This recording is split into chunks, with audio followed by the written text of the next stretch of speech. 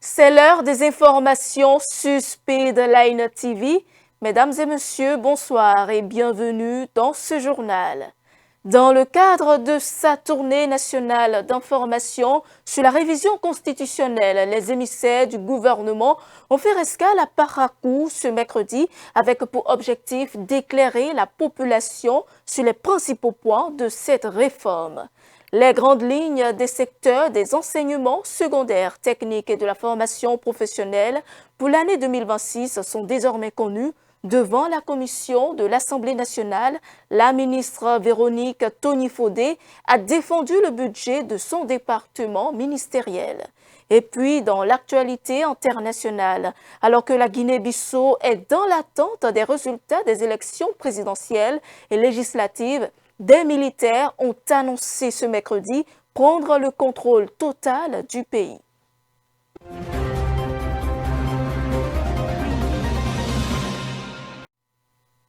À nouveau, bonsoir et merci de nous recevoir chez vous avec ce journal que nous ouvrons par cette actualité. La Commission électorale nationale autonome a dévoilé ce mercredi la liste provisoire des partis autorisés à prendre part aux législatives du 11 janvier prochain. Après analyse des dossiers de candidature, 5 formations politiques se sont vues ouvrir la voie. UP, le Renouveau, Bloc républicain, FCBE, les démocrates et Moël Bénin, elles pourront ainsi défendre leurs couleurs pour le renouvellement de l'Assemblée nationale. Un seul parti reste sur la ligne de touche, la grande solidarité républicaine. Son dossier jugé incomplet a été recalé, mettant temporairement fin à ses ambitions pour cette échéance électorale. Cette publication marque une étape clé dans la marche vers les législatives et confirme la diversité de l'offre politique pour ce nouveau scrutin. Avec le retour de l'opposition parlementaire, notamment les démocrates, la bataille électorale du 11 janvier s'annonce intense et scrutée de près par l'opinion publique. Cap maintenant sur les réformes majeures qui redessinent la vie politique nationale. Le gouvernement continue sa tournée d'explication sur la révision constitutionnelle. Ce mercredi, il a fait étape à Parakou pour rencontrer la population et à détailler les principaux points de cette réforme, suivant le reportage. La commune de Parakou a servi de cadre à une nouvelle étape de la tournée nationale consacrée à la vulgarisation des textes issus de la récente révision constitutionnelle. Conduite par le député Robert Guignan, la délégation gouvernementale a été accueillie par le maire Inoussa Zimé-Chabi en présence d'un large parterre d'autorités locales, de leaders religieux, de dignitaires traditionnels et de représentants de la société civile réunis dans la salle municipale. Cette tournée gouvernementale n'est pas un rituel formel, elle est une démarche profondément citoyenne. Elle permet à chaque paraquoise et à chaque paraquois de comprendre le contenu, les innovations et les enjeux, ainsi que la portée de cette nouvelle constitution. J'ai la conviction que nos populations sauront accueillir cette démarche avec responsabilité, intérêt et patriotisme. L'un des temps forts de cette rencontre fut le dialogue entre la délégation et les citoyens. Les participants ont posé une série de questions touchant tant au fonctionnement concret du futur Sénat qu'aux implications du nouvel horizon de 7 ans pour les mandats électifs. Les émissaires du gouvernement ont ainsi apporté des éclaircissements aux populations concernant le Sénat. Actuellement, le Sénat a composé un des anciens chefs d'État, le président Soro, le président Alibori. Deux, le Sénat a composé des anciens présidents de l'Assemblée nationale. Donc, en dehors de cette catégorie, nous avons aussi des membres désignés. Il s'agit d'anciens généraux. Donc, voilà la composition du Sénat. Les sénateurs n'ont pas d'initiative de la loi. L'initiative de la loi appartient toujours aux députés à travers leur proposition de loi. Les sénateurs sont apolitiques. Donc, cette nouvelle loi, je le disais, le chef de l'État est désormais élu pour un mandat de 7 ans, renouvelable une seule fois. Les députés, conseillers et communaux municipaux locaux seront élus pour un mandat de 7 ans, renouvelable en députation cette fois-ci.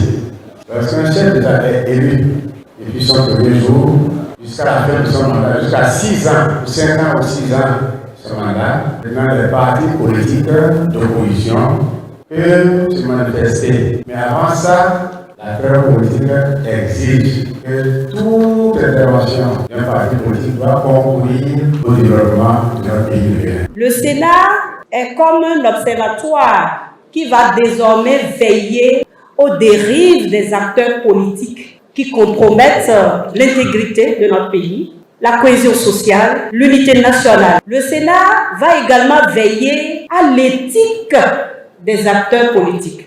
Nous avons passé 35 ans à faire la démocratie électoraliste, alors que notre combat commun, c'est l'urgence du développement. Donc le Sénat vient recadrer la démocratie telle qu'on la faisait avant. Le Parlement aujourd'hui, on sait que ce sont des élus des partis politiques qui vont au Parlement. Alors qu'au niveau du Sénat, l'une des attributions du Sénat, c'est vraiment de veiller à ce qu'il y ait la stabilité, l'unité nationale, la cohésion. Donc que les acteurs politiques, dans l'exercice de leurs droits aux activités politiques, veillent à ces valeurs qui nous sont chères. Le droit de réserve également. On sait que les partis peuvent émettre des opinions, ils peuvent émettre des avis. Eh bien, les membres du Sénat, eux, sont dans un droit de réserve, ce qui fait que cette attribution aussi ne peut pas être confiée à des membres du Parlement. En choisissant de porter la réforme constitutionnelle devant les populations, le gouvernement témoigne d'une volonté claire. Fait de ce chantier institutionnel un processus collectif, transparent et inclusif. L'étape de Parakou s'inscrit pleinement dans cette dynamique, offrant aux citoyens les outils nécessaires pour comprendre les enjeux et mesurer la portée des transformations engagées. Après son premier passage en qualité de ministre des Affaires sociales et de la microfinance, la ministre des Enseignements secondaires, techniques et de la formation professionnelle, Véronique Tony-Fodé, était à nouveau devant la commission budgétaire de l'Assemblée nationale ce lundi. Le budget du ministère s'élève à 311,5 milliards de francs CFA. Ce budget permettra de poursuivre et d'accélérer les réformes engagées ainsi que les projets et programmes d'investissement public qui en découlent. Le budget du ministère des Enseignements secondaires, techniques, de la formation professionnelle est passé de 190 milliards en 2025 à 311 milliards en 2026, soit une hausse de 63%. Cette hausse est portée par les dépenses en capital qui sont passées de 57 milliards à 182 milliards. Cette importante augmentation s'explique par le démarrage des travaux de construction de nos infrastructures et cela traduit la volonté du gouvernement de faire de l'enseignement technique, de la formation professionnelle, un secteur producteur de ressources humaines de qualité en arrimage avec les besoins du marché, de l'emploi et qui peuvent également, de façon durable, impacter le développement économique et social de notre pays. C'est la volonté de vouloir moderniser tout le système éducatif. Et ce budget nous permettra de poursuivre et d'accélérer les réformes engagées, mais de concrétiser aussi les projets, les programmes d'investissement public qui en découlent.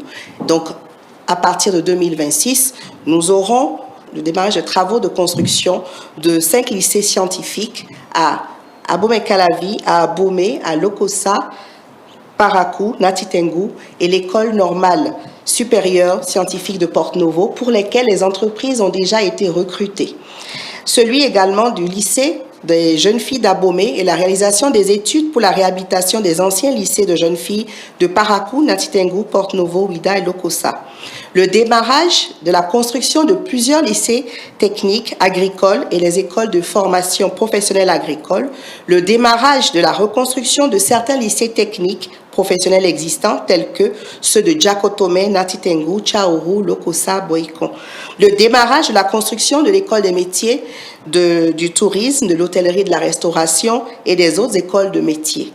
À côté de ces travaux de construction qui démarreront en 2026, nous aurons aussi le recrutement et la mise en formation de nouveaux enseignants au profit des lycées techniques professionnels, la poursuite des actions de valorisation des matières scientifiques la construction, la modernisation de l'équipement des établissements de l'ESG, parce que l'enseignement secondaire général également va connaître en 2026 une totale restructuration.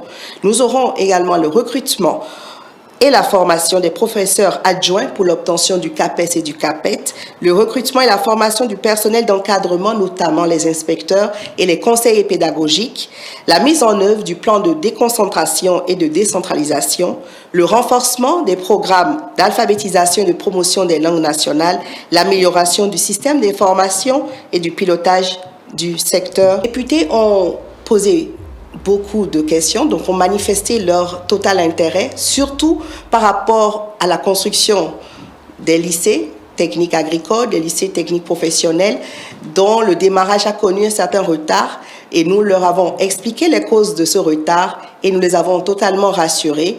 Nous avons eu aussi quelques questions par rapport aux établissements de l'enseignement secondaire général, dont les toitures ont été décoiffés ou qui manquent de certains équipements. Et par rapport à ça, tout ce qui est programmé également pour 2026 a été exposé.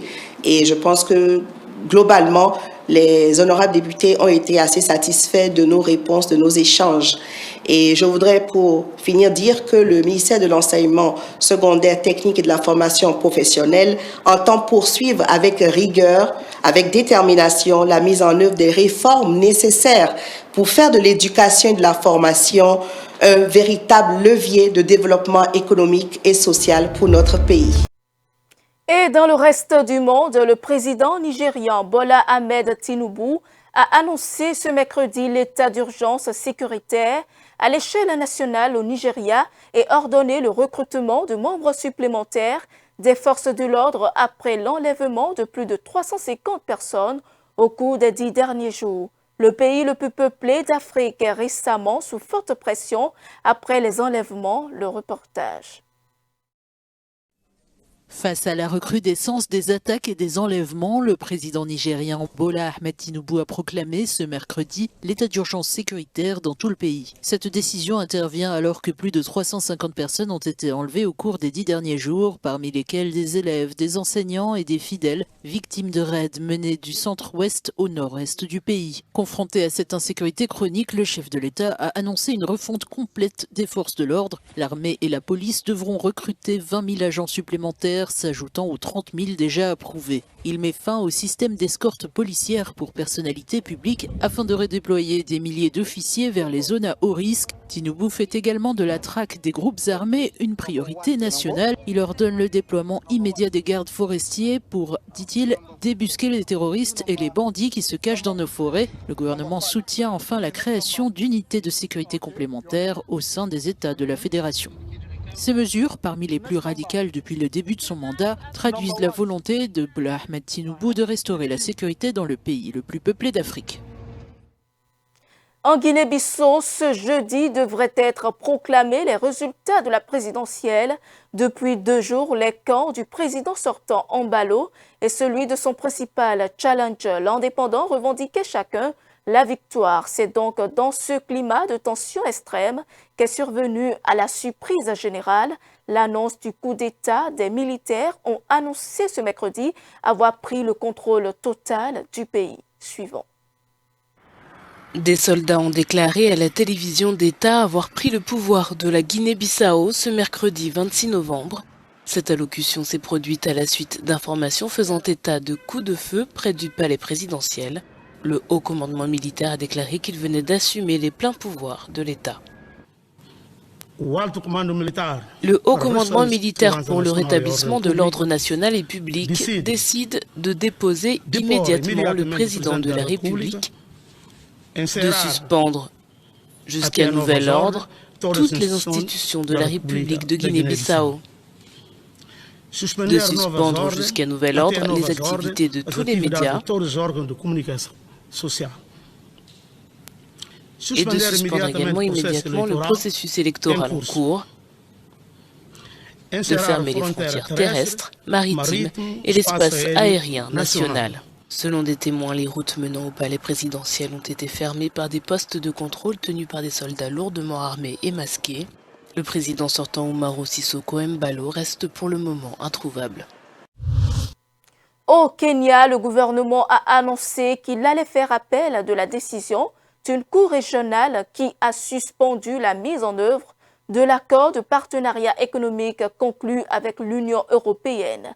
La suspension a été prononcée ce lundi par la Cour de justice d'Afrique de l'Est basée en Tanzanie. Cette décision fait suite à une procédure intentée par une organisation non gouvernementale contestant la légalité du test. C'est après moi. Le Kenya entre dans une bataille juridique cruciale après la suspension de son accord commercial avec l'Union européenne. La décision émane de la Cour de justice d'Afrique de l'Est saisie par une ONG qui estime que l'accord violerait certaines règles du marché commun de la communauté d'Afrique de l'Est dont le Kenya fait partie. Pour Nairobi, l'enjeu est immense. Plus d'1,5 milliard $ d'exportations annuelles vers l'Europe dépendent de ce partenariat. Le ministre du Commerce, Lee Kinyanjui, a engagé une procédure d'appel visant à faire annuler l'injonction de la Cour, qualifiant l'accord de bouée de sauvetage pour de nombreuses filières kenyanes. Le gouvernement assure que les échanges avec l'Union européenne se poursuivront et qu'il œuvre à garantir la stabilité des relations commerciales. Dans un contexte mondial marqué par l'augmentation des droits de douane américains, plusieurs pays africains cherchent à renforcer leurs relations commerciales avec l'Europe et la Chine. Le Kenya joue ici une partie décisive pour son économie.